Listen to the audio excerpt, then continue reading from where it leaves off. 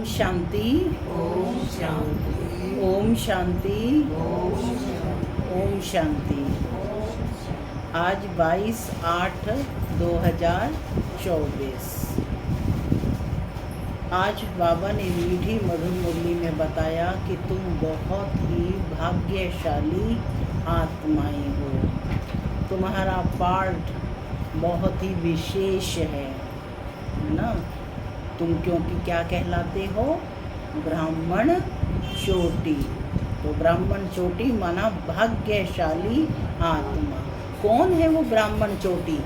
जिन्हें स्वयं निराकार बाप बैठ पढ़ाते हैं, वो ब्राह्मण चोटी हैं। तो कितने भाग्यशाली आत्माएं हो गए। और साथ ही बाबा ने बताया तुम बच्चों का सारे कल्प में ऑलराउंड पार्ट है। पूरे कल्प में पार्ट बजाया है। तो अब ये पाठ बाबा कहते पूरा होने लग रहा है ना। तो अब कहाँ जाने का समय है?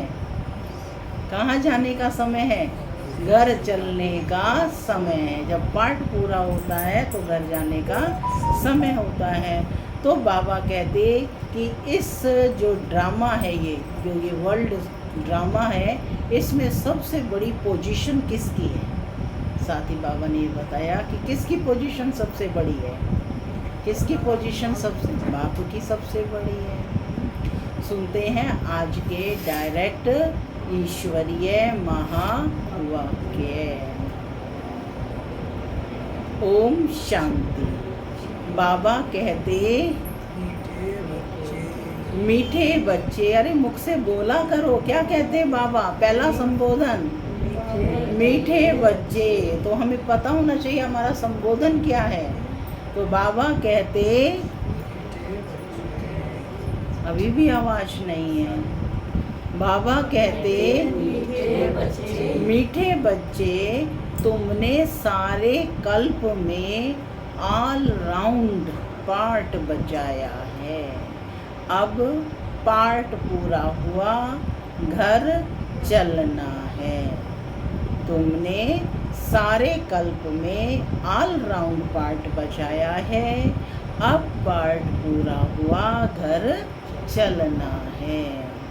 आज की मुरली से प्रश्न है, तुम बच्चे अपने भाग्य की महिमा किन दो शब्दों में करते हो? तुम बच्चे अपने भाग्य की महिमा किन दो शब्दों में करते हो? वहाँ मेरा श्रेष्ठ भाग्य है। बाबा के उत्तर हम सुनते हैं। बाबा कहते हम हैं ब्राह्मण चोटी। हमें निराकार भगवान पढ़ाते हैं। दुनिया में मनुष्य को पढ़ाते हैं, लेकिन हमें स्वयं भगवान पढ़ाते हैं। तो हम कितने भाग्यशाली हुए या नहीं हुए कि जिन्हें भगवान पढ़ाते हैं। मनुष्य तो सबको पढ़ा रहे हैं, लेकिन हमें तो भगवान पढ़ाते हैं। आज की मुरली से दूसरा प्रश्न है, इस ड्रामा में सबसे बड़ा पोजीशन किसका है? इस ड्रामा में सबसे बड़ा पोजीशन किसका है? उत्तर है निराकार बाप का। वह तुम सब आत्माओं का बाप है। सब आत्माएं ड्रामा के सूत्र में बांधी हुई हैं। सबसे बड़ा पोजीशन बाप का है। ओम शांति माना मैं आत्मा शांत स्वरूप हूँ। शांति मेरा बाप। मीठे बच्चे अब घर वापस जाना है। ओम शांति। रूहानी बच्चों से रूहानी बाप पूछ रहे हैं, मीठे मीठे बच्चों अपना घर शांति धाम याद है? याद है अपना घर शांति धाम? भूल तो नहीं गए हो? अब 84 का चक्र पूरा हुआ। कैसे पूरा हुआ यह भी तुम अब समझ गए हो।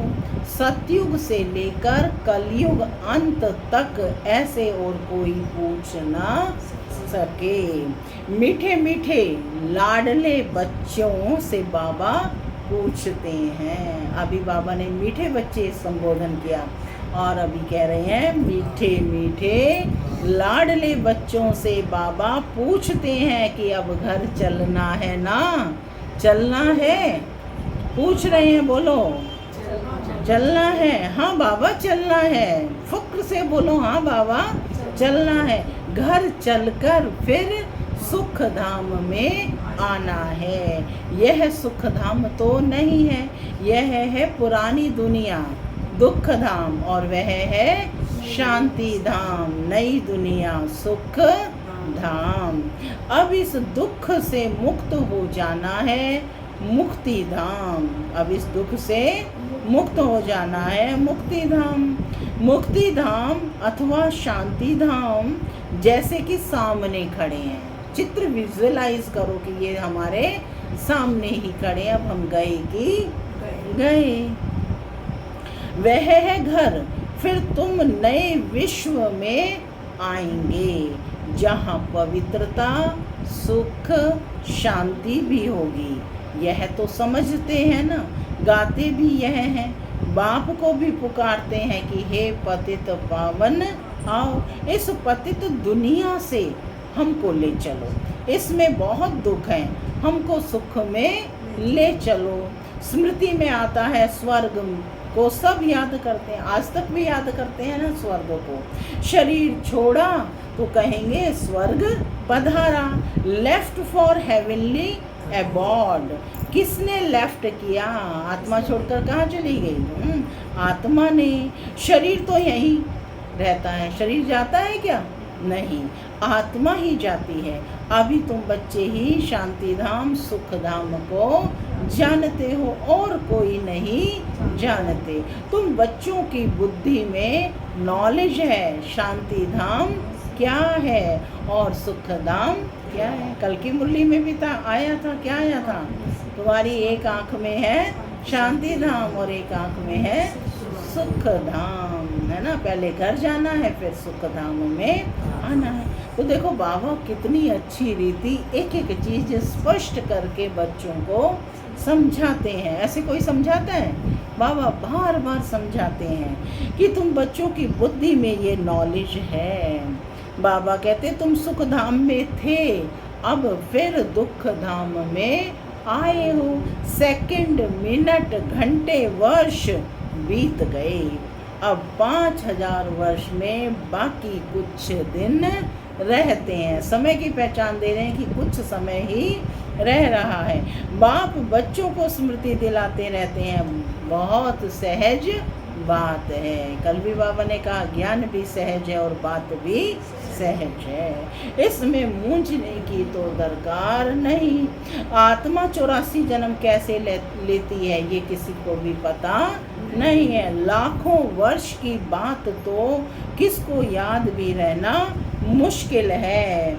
यह है ही 5000 वर्ष की बात। व्यापारी लोग भी स्वास्तिका चौपड़ी पर निकालते हैं, स्वास्तिक निकालते हैं ना, उसको गणेश कह देते हैं। गणेश को हाथी की सूंड दिखाते हैं। मनुष्य पैसा खर्च करते हैं, चित्र आदि बनाते हैं, उसको कहा जाता है वेस्ट ऑफ टाइम।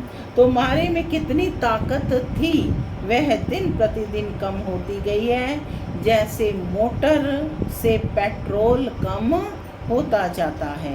अब तो तुम बहुत कमज़ोर हो गए हो। 5000 वर्ष पहले भारत क्या था? 5000 वर्ष पहले भारत क्या था? अथाह सुख थे, कितना जबरदस्त धन था। यह राज्य उन्होंने कैसे पाया? राजयोग सीखे थे, इसमें लड़ाई आदि की कोई बात ही नहीं। इनको कहा जाता है ज्ञान के अस्त्र शस्त्र, और कोई स्थूल बात नहीं है। ज्ञान के अस्त्र शस्त्र हैं। ज्ञान विज्ञान याद और ज्ञान के कितने बड़े जबरदस्त अस्त्र शस्त्र हैं। सारे विश्व पर तुम राज्य करते हो। देवताओं को कहा जाता है अहिंसक। अभी तुम बच्चों को मनुष्य से देवता बनने की शिक्षा मिल रही है। तुम जानते हो हम हर 5000 वर्ष के बाद बेहद के बाप से यह बेहद का वर्षा ले रहे हैं। बेहद के बाप से बेहद का वर्षा ले रहे हैं। तो बाबा कहते यह आत्मा की बात है, इसमें स्थूल लड़ाई आदि की कोई बात नहीं। आत्मा पतित बनी है, इसलिए वह पावन होने के लिए बाप को बुलाती है। किसको बुलाती है? बाप को। किस लिए बुलाती है? पावन बनने के लिए। अब बाप कहते हैं मीठे मीठे बच्चे अब तो घर जाना है। यह है जीव आत्माओं की दुनिया। वह है आत्माओं की दुनिया। उसको जीव आत्माओं की दुनिया नहीं कहेंगे। कहेंगे उसको जीव आत्मा, क्योंकि वहाँ तो निराकार आत्मा रहती है। तो बाबा कहते यह है जीव आत्माओं की दुनिया और वह है आत्माओं की दुनिया। उसको जीव आत्माओं की दुनिया नहीं कहेंगे। यह घड़ी घड़ी स्मृति में लाना चाहिए कि हम दूर देश के रहने वाले हैं। हम आत्माओं का घर है ब्रह्मांड। यह भी बुद्धि में रहे कि हम वहाँ रहते थे, है ना। अब फिर जाकर वहाँ रहेंगे। इस आकाश तत्व से पार, ये कहाँ है? ये इस आकाश तत्व से पार जहाँ सूरज चांद भी नहीं होते हैं। हम वहाँ के रहने वाले यहाँ पाठ बजाने आए हैं। 84 का पाठ बजाते हैं। अब तो 84 जन्म ले नहीं सकते। आहिस्ते आहिस्ते ऊपर से उतरते आते हैं। हम हैं ऑलराउंडर। कौन है हम? ऑलराउंडर। ऑलराउंडर पाठधारी हैं। सब काम करने वालों को ऑलराउंडर कब कहा जाता है। तुम भी ऑलराउंडर हो। आदि से अंत तक तुम्हारा पार्ट है। अब इस चक्र का अंत है, तो भी ऊपर से आते रहते हैं। बहुत बच्चे रहे हुए हैं जो ऊपर से आते रहते हैं, वृद्धि को पाते रहते हैं। बाप ने तुम बच्चों को हमसो का अर्थ भी समझाया है। क्या है हमसो का अर्थ? हम ही आत्मा, ब्राह्मण सो देवता, देवता सो क्षत्रिय, क्षत्रिय सो वैश्य, वैश्य सो ब्राह्मण सो फरिश्ता, फरिश्ता सो आत्मा। हम ही आत्मा बनते हैं, इसे ही बाजोली का खेल कहते हैं, है ना। तो हमसो का उन्होंने तो कह दिया हम ही आत्मा, हम ही परमात्मा, है ना। लेकिन बाबा ने बताया हमसो का अर्थ पूरे चक्र में हम आत्मा क्या से क्या बनते हैं। तो बाबा कहते कि वे लोग तो कहते हैं हम आत्मा सो परमात्मा, उनका तो ड्रामा के आदि मध्यांत ड्यूरेशन आदि का भी कुछ पता नहीं है। तुमको बाप ने समझाया है इस शरीर में तुम अभी ब्राह्मण हो। प्रजापिता ब्रह्मा द्वारा शिव बाबा ने तुमको एडॉप्ट किया है, पढ़ाते हैं। यह तो याद रहना चाहिए ना कि बाप हमको पढ़ा रहे हैं। वह ऊंचते ऊंच भगवान है। सभी आत्मा इस ड्रामा के धागे में पिरोई हुई हैं। अभी तुम जानते हो हम शुरू में देवता थे, फिर हम सो क्षत्रिय धर्म में आए, अर्थात सूर्यवंशी से चंद्रवंशी में आए। इतने जन्म लिए, ये सब पता होना चाहिए। यह नॉलेज पहले तुम्हारे में बिल्कुल नहीं थी। अभी बाप ने समझाया है, यह वर्णों की बाजोली है। अभी फिर शूद्र से ब्राह्मण बने हो, ब्राह्मण से फिर देवता बनेंगे। विराट रूप दिखाते हैं ना। तुम्हारी बुद्धि में ये सारा ज्ञान है, कैसे हम नीचे उतरे, फिर हम ब्राह्मण कुल में आए, फिर डीटी डिनाइस्टी में आए। अभी तुम ब्राह्मण हो। चोटी, चोटी सबसे ऊंच होती है। तुम्हारे जैसा ऊंच कुल कौन कहलावे। भगवान बाप आकर तुमको पढ़ा रहे हैं। तो कितने भाग्यशाली हो। अपने भाग्य की कुछ तो महिमा करो, सारा दिन अपने भाग्य की महिमा करो। मैं कितना भाग्यशाली हूँ। बाहर में तो सब मनुष्य को पढ़ाते हैं। यह तो है निराकार बाप, और यह बाप कल्प कल्प एक ही बार आकर यह नॉलेज देते हैं। पढ़ाई तो हर एक पढ़ते हैं ना। बैरिस्टर की नॉलेज पढ़कर बैरिस्टर बनते हैं। वह सब मनुष्य को पढ़ाते आते हैं। अभी यह है भगवान उवाच। मनुष्य को तो कभी भगवान नहीं कहा जाता है, वह तो है निराकार। यहाँ आकर तुम बच्चों को पढ़ाते हैं। पढ़ाई ना सूक्ष्म वतन में है, ना मूल वतन में पढ़नी होती है।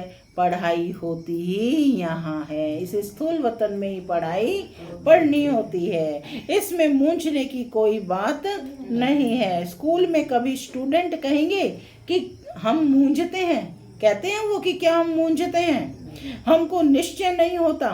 पढ़ाई को पढ़कर अपना स्टेटस लेते हैं, माने पद लेते हैं। ये लक्ष्मी नारायण सतयुग आदि में विश्व के मालिक कैसे बने? जरूर बाप द्वारा बने। बाप तो सच बताएंगे ना, बाप तो सच बताएंगे। भगवान कोई रोंग थोड़े ही बता सकते हैं। बड़ा भारी इम्तिहान है। इस समय तो है प्रजा का, प्रजा पर राज्य है। राजा रानी है नहीं। सतयुग में थे, अभी कलयुग अंत में है नहीं। इसको कहा जाता है पंचायती राज्य। गीता में लिख दिया है कौरव और पांडव। रूहानी पंडित तो तुम हो ना, सबको रूहानी घर का रास्ता बताते हो। वह है तुम आत्माओं का रूहानी घर। रूह जन्म लेकर पाठ बजाती है। यह बातें तुम्हारे सिवाय और कोई नहीं जानते। ऋषि मुनि आदि कोई भी न रचता को, न रचना के आदि मध्य अंत को जानते हैं। लाखों वर्ष कह देते हैं, परंतु उनका भी कोई पूरा हिसाब किताब नहीं है। आधा आधा भी हो ना सके। पूरा आधा सुखधाम, फिर पूरा आधा दुखधाम। यह है पतित दुनिया विशस, और वह है वाइसलेस। यह है विशस माने पतित दुनिया, विकारी दुनिया, और वह है वाइसलेस यानी पावन निर्विकारी दुनिया। बाप कितना ऊंचते ऊंचे हैं, परंतु कितना साधारण है। बाप कितना ऊंच से ऊंचे हैं, लेकिन है कितना साधारण। कोई बड़े आदमी ऑफिसर्स आदि से मिलते हैं तो उनको कितना रिगार्ड देते हैं। पतित दुनिया में पतित मनुष्य ही पतितों का दीदार करते हैं। पावन तो हैं ही गुप्त, बाहर से दिखाई कुछ नहीं पड़ता है। बाप को कहा जाता है नॉलेजफुल ब्लिसफुल। क्या कहते हैं बाप को? Knowledgeful blissful. सब बातें बाप में फुल हैं, इसलिए उनको ज्ञान का सागर कहा जाता है। हर एक मनुष्य के पोजीशन की महिमा अलग अलग है। वजीर को वजीर, प्राइम मिनिस्टर को प्राइम मिनिस्टर कहेंगे। ये फिर है ऊंचे ते ऊंचा भगवान। सबसे बड़ा पोजीशन है निराकार भगवान का। किसकी है सबसे बड़ी पोजीशन? निराकार भगवान की, निराकार बाप की, है ना, जिसके हम सब बच्चे हैं। वहाँ हम सब बाप के साथ परम धाम में रहते हैं। वह है हम आत्माओं का घर। यहाँ सबको अपना अपना पार्ट मिला हुआ है। कोई एक जन्म का भी पार्ट बजाकर वापस चले जाते हैं। बाप समझाते हैं यह मनुष्य सृष्टि का वैरायटी झाड़ है, एक ना मिले दूसरे से।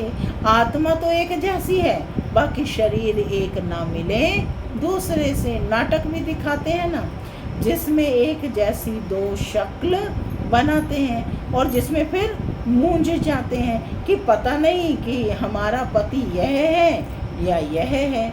यह है तो बेहद का खेल है। इसमें एक ना मिले दूसरे से। हर एक के फीचर्स अलग अलग हैं। आयु एक जैसी हो, परंतु फीचर्स एक जैसे हो ना सकें। हर जन्म में फीचर्स बदलते जाते हैं। कितना बड़ा यह बेहद का नाटक है, तो उनको जानना चाहिए ना, इस नाटक को जानना चाहिए। सारे सृष्टि के आदि मध्य अंत का ज्ञान तुम्हारी बुद्धि में है। बाप ने आकर के क्या दिया? सारी सृष्टि के आदि मध्य और अंत का सारा ज्ञान बाप ने बच्चों को दिया। हर एक का ड्रामा में जो पार्ट है वही बजाएंगे। ड्रामा में कोई रिप्लेस हो नहीं सकता। उस दुनिया वही ड्रामा में रिप्लेस कर देते हैं, लेकिन इस ड्रामा में कोई रिप्लेस नहीं हो सकता। इसीलिए कहा जाता है एक की जगह दूसरा ना ले सके। बेहद का ड्रामा है ना, जन्म लेते रहते हैं। सबके फीचर्स अलग अलग हैं। कितने वैरायटी फीचर्स हैं। यह नॉलेज सारी बुद्धि से समझने की है। सबके फीचर्स अलग अलग हैं। कितने वैरायटी फीचर्स हैं। ये नॉलेज सारी बुद्धि से समझने की है। कोई किताब आदि है नहीं। गीता का भगवान हाथ में गीता लेता है क्या? पूछ रहे हैं। वह तो ज्ञान का सागर है। पुस्तक थोड़े ही ले आया है। पुस्तक तो भक्ति मार्ग में बनते हैं। यह तो सब ड्रामा में नोंद है। एक सेकंड ना मिले दूसरे से। तुम बच्चों को तो सब समझा दिया है। चक्र पूरा हो फिर नए सिरे शुरू होगा। अभी तुम पढ़ाई पढ़ रहे हो। बाप को भी तुम जान गए हो। जान गए हो बाप को? जान गए हो? रचना को भी जान गए हो। बाप को भी जान गए हो, रचना को भी जान गए हो। मूल वतन से यहाँ आते ही हैं पाठ बचाने। स्टेज कितनी बड़ी है, इनका कोई माप नहीं हो सकता। कोई भी पहुँच नहीं सकते। सागर और आकाश का कोई भी अंत नहीं पा सकते। क्या कहा बाबा ने? सागर और आकाश का कोई भी अंत नहीं पा सकते, इसलिए बेअंत गाया जाता है। आगे इतनी कोशिश नहीं करते थे, अभी तो बहुत कोशिश करते हैं। साइंस भी अभी है, फिर वह कब शुरू होगी? जब उनका पार्ट होगा। तो इतनी ये सब बातें शास्त्रों में थोड़े ही हैं। सुनाने वाले के बदले सुनने वाले का नाम डाल दिया है। ये काली आत्मा है, वह गौरी आत्मा है। काली आत्मा इनके द्वारा सुनकर गौरी बनी है। नॉलेज से कितना ऊंच पद मिलता है। पद का आधार क्या है? नॉलेज। बाबा कहते यह है गीता पाठशाला। कहाँ बैठे हो सब? क्या सुन रहे हो? गीता का ज्ञान। कौन सुना रहा है? परम पिता शिव परमात्मा। कौन पढ़ाते हैं? भगवान राजयोग सिखाते हैं अमरपुरी के लिए, इसलिए इसको अमर कथा भी कहा जाता है। ज़रूर संगम युग पर ही सुनाई होगी। जिन्होंने कल्प पहले पढ़ा है वही आकर फिर पढ़ेंगे और नंबरवार पुरुषार्थ अनुसार पद पाएंगे। तुम यहाँ कितनी बार आए हो? पूछ रहे हैं बाबा, तुम यहाँ कितनी बार आए हो? कितनी बार आए हो? कितनी बार आए हो? अनगिनत बार। कोई पूछे ये नाटक कब शुरू हुआ है, तुम कहेंगे यह तो अनादि चला आ रहा है। गिनती की तो बात हो नहीं सकती। पूछने का ख्याल भी नहीं आता। न गिनती की बात है, न पूछने का ख्याल आता। शास्त्रों में सभी है भक्ति मार्ग की कहानियाँ जो पढ़ते रहते हैं। यहाँ तो अनेक भाषाएं हैं। सतयुग में अनेक भाषाएं होती नहीं है। एक धर्म, एक भाषा, एक राज्य की तुम अब स्थापना कर रहे हो। वे लोग तो शांति स्थापन करने की राय देने वालों को प्राइज देते रहते हैं। शिव बाबा तुमको सारे विश्व में शांति स्थापन करने की राय देते हैं। उनको तुम क्या प्राइज देंगे? क्या प्राइज देंगे? वह तो और ही तुमको प्राइज देते हैं, लेते नहीं है। यह समझने की बातें हैं। कल की बात है जब किनों का राज्य था, अभी तो रहने की भी जगह नहीं है। वहाँ तो 2-3 मंजिल बनाने की भी दरकार नहीं रहती, लकड़े आदि की दरकार नहीं। वहाँ तो सोने चांदी के मकान होते हैं। मकानों में भी क्या लगेंगे? सोने चांदी के, हीरे जवाहरातों के, है ना, यूज़ किया जाता है। साइंस के जोर से झट मकान बन जाते हैं। यहाँ तो साइंस से सुख भी है तो दुख भी है। इससे सारी दुनिया क्लास हो जाए, इस साइंस से ही सारी दुनिया क्लास हो जाएगी। इसको कहा जाता है फॉल ऑफ पोम्पिया, यानी माया का कितना पोम्प है। साहूकारों के लिए तो जैसे स्वर्ग है, इसलिए वह तुम्हारी बात भी नहीं सुनते। आगे तुम भी नहीं जानते थे, यहाँ तो बाप आकर डायरेक्ट तुमको पढ़ाते हैं। बाहर में तो फिर भी बच्चे पढ़ाते हैं, यहाँ कहाँ मधुबन में कह रहे हैं, वहाँ तो डायरेक्ट बाप बैठ पढ़ाते हैं। मित्र संबंधी आदि भी याद आते रहते हैं, यहाँ तो बाप बैठ समझाते हैं। दिन प्रतिदिन तुम याद की यात्रा में पक्के होते जाएंगे, फिर तुमको कुछ भी याद नहीं आएगा। फिर सिर्फ घर और राजधानी याद आएगी। क्या याद आएगा? सिर्फ घर और राजधानी याद आएगी। फिर ये नौकरी आदि याद नहीं आएंगी। मरेंगे ऐसे जैसे बैठे बैठे हार्ट फेल होते हैं। दुख की कोई बात नहीं, हॉस्पिटल आदि तो कुछ भी नहीं होंगे। बाप को जान लिया, स्वर्ग के मालिक बने। तुम्हारा तो हक है, सबका नहीं। क्या कहा बाबा ने? तुम्हारा तो हक है, सबका नहीं, क्योंकि स्वर्ग में सब तो नहीं आएंगे ना। तो कौन बैठे हो? हकदार आत्माएं बैठे हो। अच्छा, मीठे मीठे सिक्के लदे बच्चों प्रति माता पिता बाप दादा का याद प्यार और गुड मॉर्निंग। रूहानी बाप की रूहानी बच्चों को नमस्ते।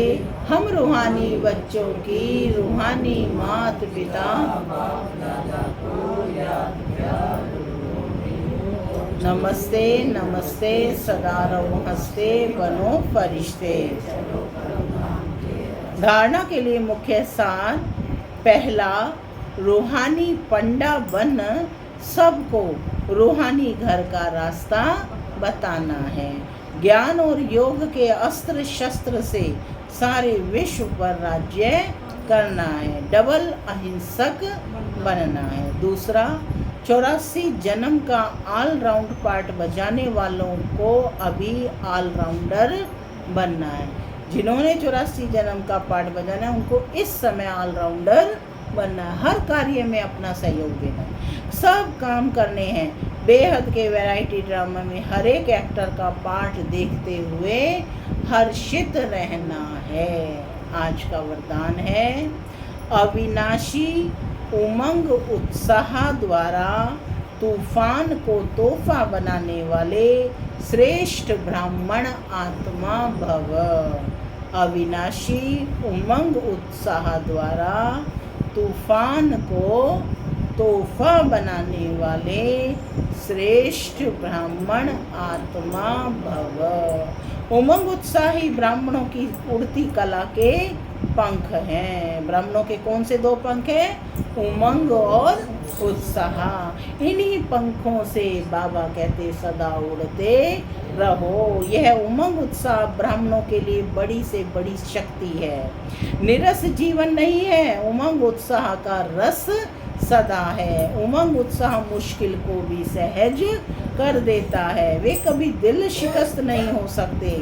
उत्साह तूफान को तोहफा बना देता है। उत्साह किसी भी परीक्षा व समस्या को मनोरंजन अनुभव कराता है। ऐसे अविनाशी उमंग उत्साह में रहने वाले ही श्रेष्ठ ब्राह्मण हैं। ऐसे अविनाशी उमंग उत्साह में रहने वाले ही श्रेष्ठ ब्राह्मण हैं। स्लोगन: शांति की वास धूप जगा कर रखो। शांति की वास धूप, ये जगाते ना अगरबत्ती धूप बत्ती, तो कहते हैं तुम्हें कौन सी धूप बत्ती जलानी है? शांति की वास धूप जगा कर रखो तो अशांति की वास समाप्त हो जाएगी। ओम शांति। ओम शांति।